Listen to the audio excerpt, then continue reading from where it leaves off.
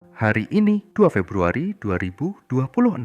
Seharusnya ini jadi awal bulan yang penuh semangat, tapi bagi saya, setiap tarikan nafas terasa berat.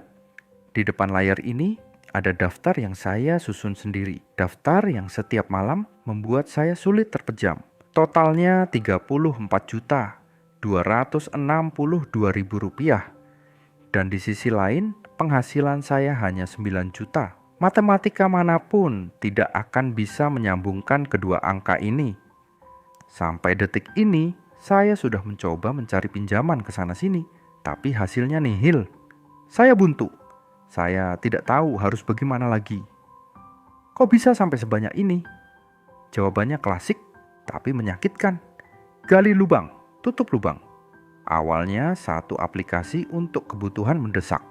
Lalu aplikasi kedua untuk menutup bunga aplikasi pertama. Sampai akhirnya, saya sadar saya bukan lagi mengelola keuangan, tapi sedang mengelola kepanikan. Daftar ini adalah saksi bisu.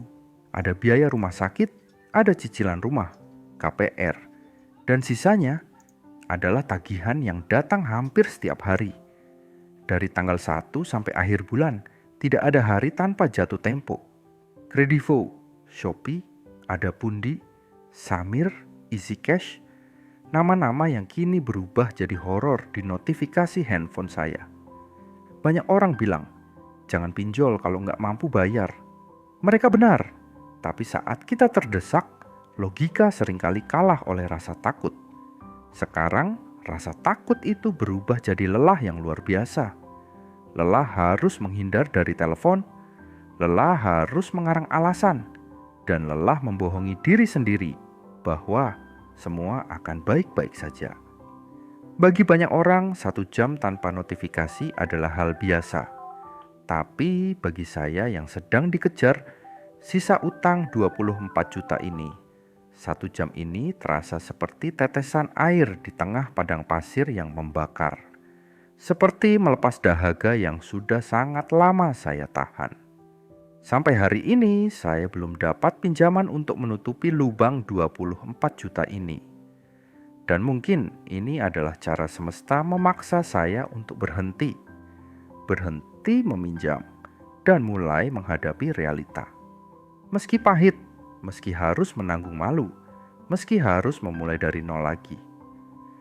Untuk Anda yang menonton ini dan memiliki daftar yang sama panjangnya dengan saya, atau bahkan lebih panjang, saya ingin bilang, Anda tidak sendirian.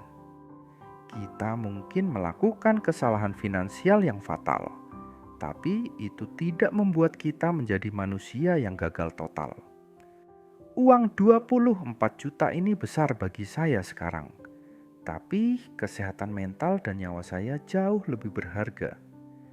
Saya memutuskan untuk mulai jujur pada diri sendiri, dan mungkin mulai jujur pada orang-orang yang menonton video ini, karena beban ini terlalu berat jika dipikul sendirian.